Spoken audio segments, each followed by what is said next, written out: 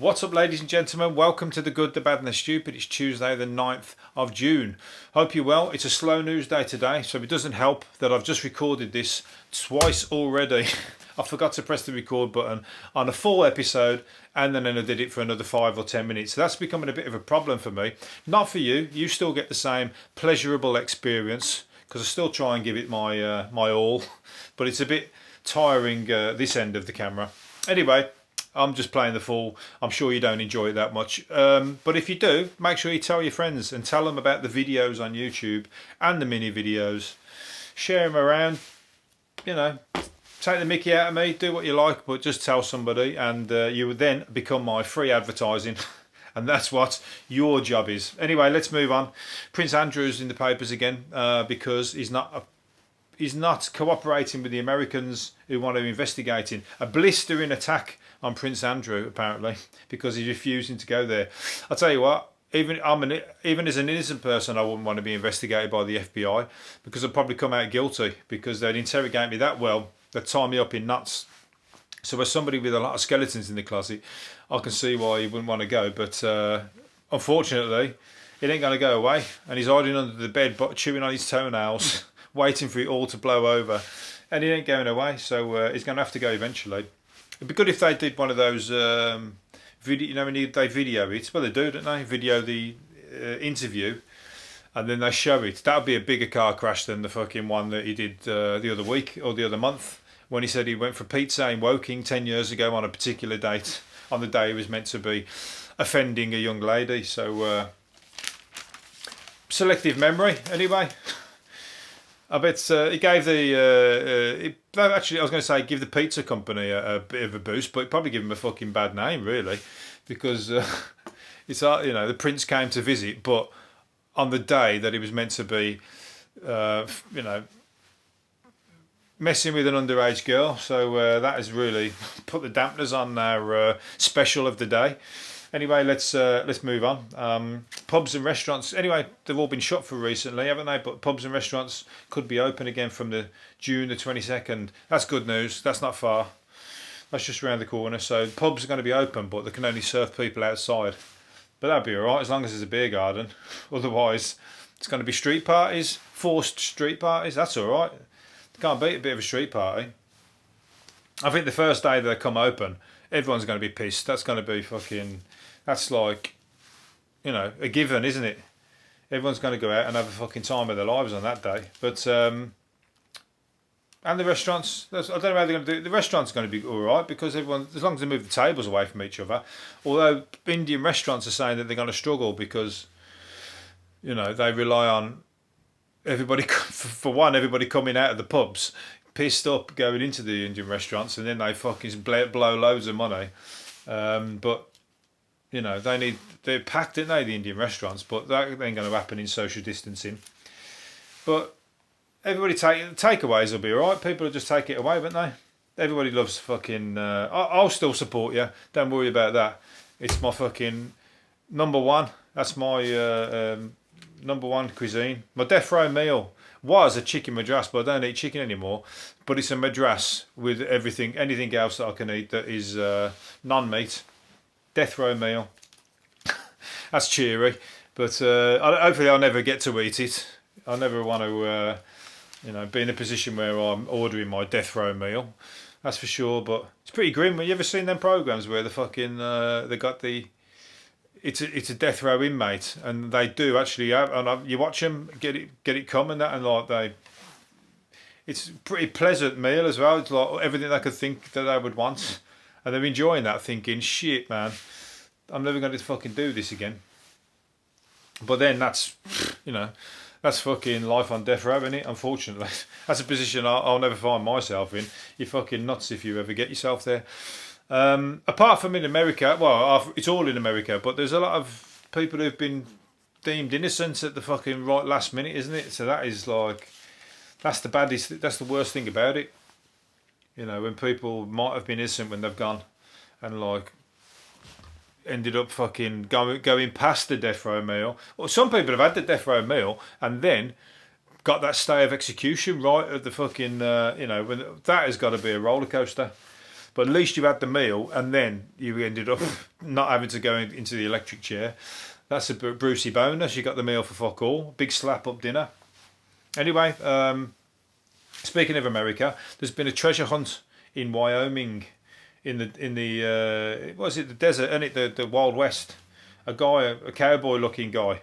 He hid £1 million in coins or whatever in a fucking treasure chest out in the middle of the desert, or in the Wild West.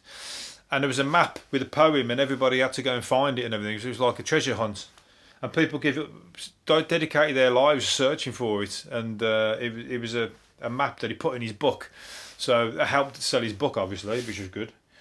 But nobody found it. It's been 10 years, and then one guy's just fucking hit the jackpot, and he's found it, sussed it, and he's fucking pulled out. Imagine that.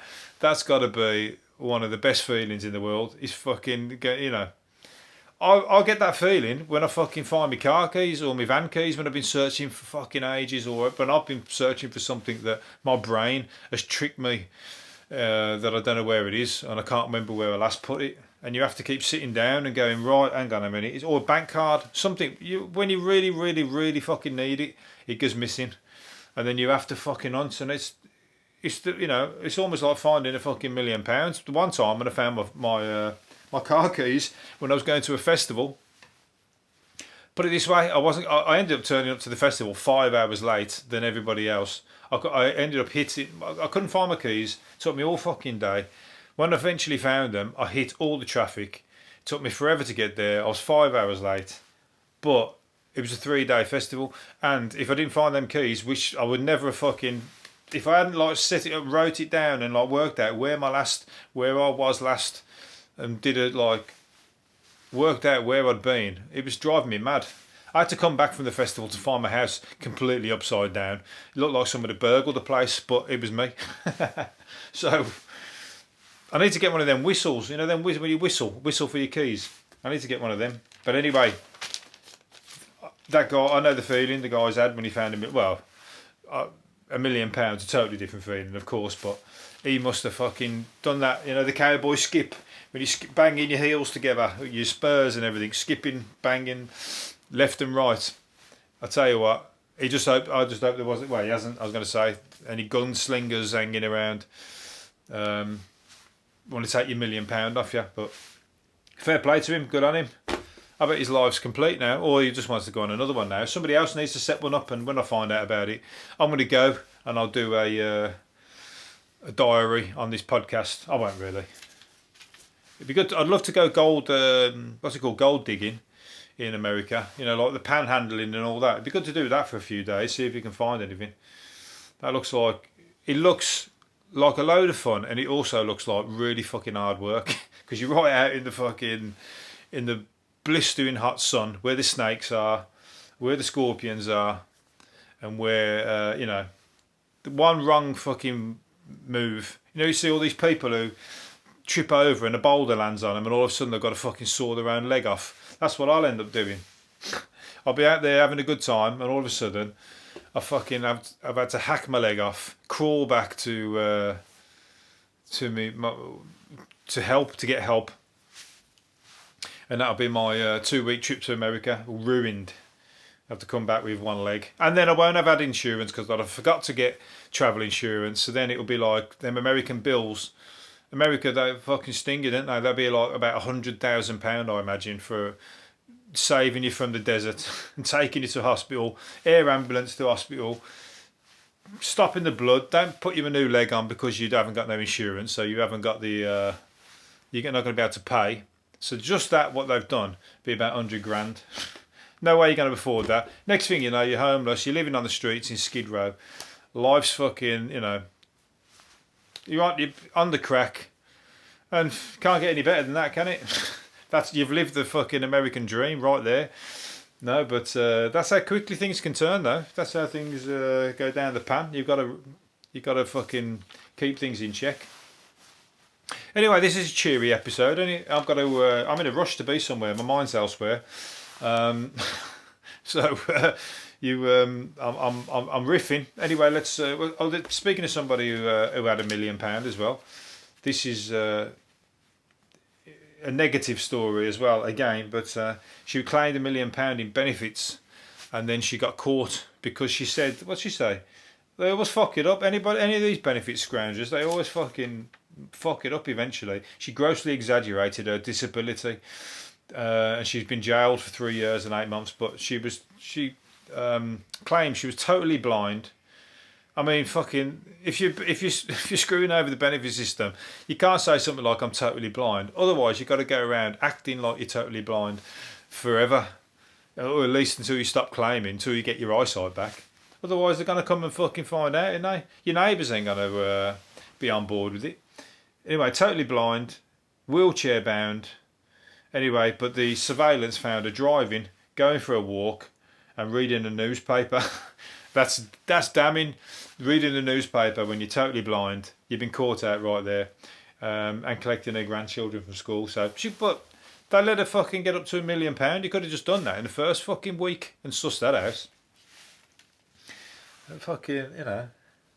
But anyway, so she's had to go down for that. But £1 million, if she banked it and screwed it all away, that's all right. It might be worth doing the time. Probably only do 6 months anyway, as an old lady.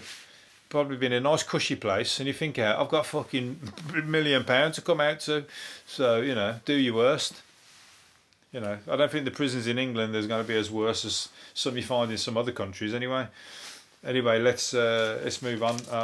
Obviously, Bo Selecta, the Keith Lemon's had to come out. Well, he didn't have to, but he's come out and had to he's apologised for some of the characters that he had in his Bo Selecta programme. Bo Selecta was funny as fuck. I don't care what anybody says, but you know, he had some effect to the people who was in Bo Selecta. The people who were in it, no matter whether they were black, white, or fucking whoever, they were going to be offended by his characters, because the characters just took the piss out of him totally, literally. I mean, Craig David one, that was fucking hilarious, but they just took the piss out of him, and literally, you know, he ruined his fucking music career. So of course he's going to be pissed off. But especially when they made him look like Kez with the little kestrel. But the Michael Jackson one, the Ozzy Osbourne one, that was fucking hilarious with the big massive arms that he had. Literally he took the piss. It was just like spitting image, wasn't it? It was just like taking a piss, but with caricature faces. So everybody's like getting on his case about it, but he's had to come out. He's come out and celebrated. He's come out and apologised for because of the blackface ones and whatever else. But he was taking the piss out of black people, so he had a black face or a caricature of the person he was taking the piss out of, a bit like spitting image. So, you know, maybe it wouldn't be done today, but it was fucking funny at the time. The Michael Jackson one, fucking, that was Michael Jackson one on Bo Selecta was fucking hilarious, especially when he went chicken skating, when he put 2 chickens on his feet and was skating on the ice rink and that. Really funny, but anyway, each to their own. But it's comedy, and people are going to pull everything out from the old days, aren't they? It probably wouldn't fly today, but you know, gotta fucking move on, ain't you?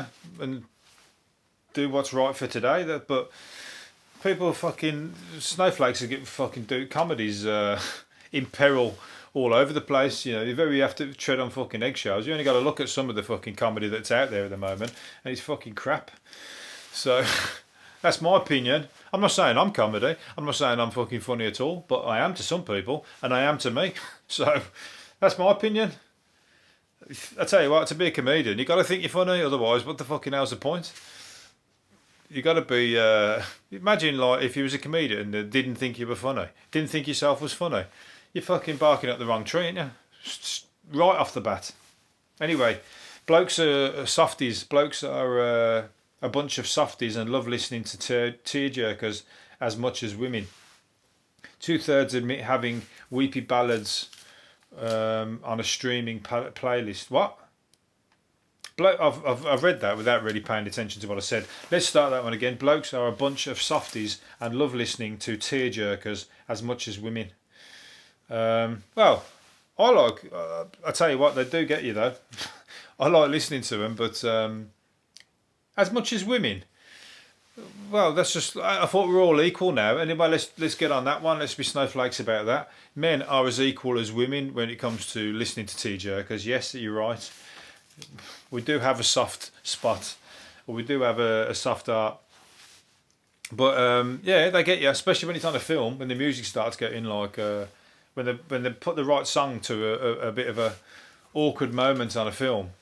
You have to fucking try and hold it in, or start looking just past the TV or avoid the TV and look at the wall behind, just to try and hold the emotions in, so you can hold. You can't burst out crying, can you? You can't well, you can, but of course you can. But it depends who's in the room with. If you're with your girlfriend, you can, because it will like come across. You show that you're an emotional, being, and she'll love you for it. But if you're in a room full of lads, that is when you gotta watch your. You can't just start blarting and going, "Fucking, that's really got you." You'll never live it down. Especially if it's something shit, like not even a fucking tearjerker film, and it's just something like, I don't know, EastEnders or something crap like that. You're gonna be the fucking joke of the pub for a long time. Anyway, let's move on to. Anyway, I like weepy songs. I like music for. Depends on what I want. If I want to dance, I don't want to. If I want to, relax and chill out, I don't want to. But if I want to. No, sorry. If I want to relax and like meditate or something like that, or you want to wind down, then a bit of soft music is not all bad. Classical music in the fucking car, in traffic, it's got to be classical music. That's the only way it stops you from jumping out and punching people in the face. Or, when you're in the car and you've got to be somewhere and it's 4 hours away and you're stuck in the worst fucking traffic ever. That is the worst. You can't, if anything, you got to stop yourself punching yourself in the face for going in the first place, for ever giving yourself the idea, because you're at a point of no return, especially if you're on the M6 in Manchester. You fucked it if you ever get on there in bad traffic. I spent about 4 hours on there, and I'd already done 3 hours drive just to get there. It was absolutely horrendous. And I think I gave myself a black eye, knocked one of my teeth out. I didn't have a radio at the time. Yeah, classical music, you got to always in the car. You got to have it on the ready. Emergency classical music. If have it like if break glass in emergency, and then there's a tape in there of fucking, I don't know, Bach's concerto or whatever you want it, or Beethoven's Fifth or something like that, and you fucking have to ram it in the cassette player. Not that we use cassettes now, but doing some of the vans I drive, because they're always fucking old. Anyway, let's move on to the last thing. NASA. Oh, Snoop Dogg can't wait to vote for the first time, because he can't wait to vote Donald Trump out. And he said he hopes his one is the vote that fucking takes him out the picture. He won't be on his own. I think he'd be surprised if. Well, he's done the divide and rule thing, hasn't he? So we'll see how things go. But how many are on his side and how many on the other? But surely he must have fucked off some of his own people by now, especially some of them who've been drinking disinfectant by the fucking gallon load and ended up with on kidney dialysis and all that. They've got to think, that fucking arsehole, why do I believe anything that comes out of his mouth? Anyway, let's not dwell on the negatives of American politics just yet. There might be some positivity. I wanted Bernie Sanders to fucking go all the way, but unfortunately, he was my man. I'd have put my fucking money on him this time, taking it further, but everyone's gone for Joe Biden. I don't know any Americans on there. I guess I prefer Joe Biden. I don't know him that well, but is he corrupt? What was all that business about the money? Is it true? Is it not? But he's the best of a bad fucking bunch at the moment, at the very least. So I'm going to have to vote for him. I'm sending you my vibrations to also for that to happen. Remember, Snoop Doggy Dogg was smoking a big spliff outside the White House. That was he went there purposely just to do that. So that was his two fingers at the time. Anyway, NASA has awarded 1.47 million contract to create. They're going to build a flat on the. They're going to build a house or a flat on the moon. What's it called? An astronaut outpost that will be the size of a small flat. So that when they orbit the moon, they can go down there get their head down. They can go land on the moon and stay in like a B&B, basically Airbnb, moon B&B. It's going to be. But you can go down there and imagine that, walking in. Oh fucking hell! I've arrived at last. That's like some of my journeys, like I said, on the English fucking motorways. When you halfway up the thing on the motorway on the M6, trying to get somewhere that should take about 3 hours, and it takes you 10. I've done it, so I can imagine. I can only imagine what it's like travelling to the moon, and then getting there, finally arriving, and going, oh, for fuck's sake, can you drop your bag down in your nice new flat on the moon? You know, and then go for some chill time. Put your hopefully you've took some weed with you, and you're going to sit and have a spliff and look at the beautiful view out the window, which isn't much, just the moon, isn't it? But it would be surreal. It'd be great to look out the window at that. One of the most surreal or best experiences I had was travelling on a train through Australia, through the outback, and it was like just nothing, absolutely nothing for fucking miles and miles and miles. But I couldn't stop looking at it. It was amazing. It was just like, because I'm not used to seeing nothing. It's one of the best things in the world to see nothing forever. And you know, when you live in England, you're never far from fucking buildings and whatever else. So we got some good countryside, but you know, you live in the city, you don't get to see nothing. You never get to see nothing. Let's put it that way. And especially all the fucking millions of kangaroos that ran away from the train. You never see that. That was a 1 in a million. So that was good. That was one of my 3 days on a train though, in one seat. That wasn't good. 3 days in one seat, 76 hours in one seat. That weren't the first. I had to sleep in it and everything. You just leaned back a bit and then went forward in the morning, and then you went back again on the next night and then went forward. You did that 3 times. Anyway, last one. Prince has joined the Black Lives Matter protests from behind the grave. His handwritten letter deploring intolerance, which was released by his estate on Sunday, which would have been the star's 62nd birthday. Nothing more ugly in the whole world than intolerance between black, white, red, yellow, boy or girl. He says. So there you go. His words. He's had more words to say than that, but I haven't had time to read the whole article. But it's nice that something would come out on Prince's 62nd birthday. Fucking hell! I tell you what, it's frozen in time, isn't it? Because 62 seems old, but you know, how long's he been gone now? Probably about 5-6 years. So it's a shame, because I have to play some Prince's music now. That's what I'm going to be listening to for the next few days. I'm going to dig out some Prince music. But anyway, so he's joined the protest. Black Lives Matter, peaceful protest, still go on. I'll support you, and hopefully you've enjoyed it, and I'll see you again tomorrow. See you later. Bye.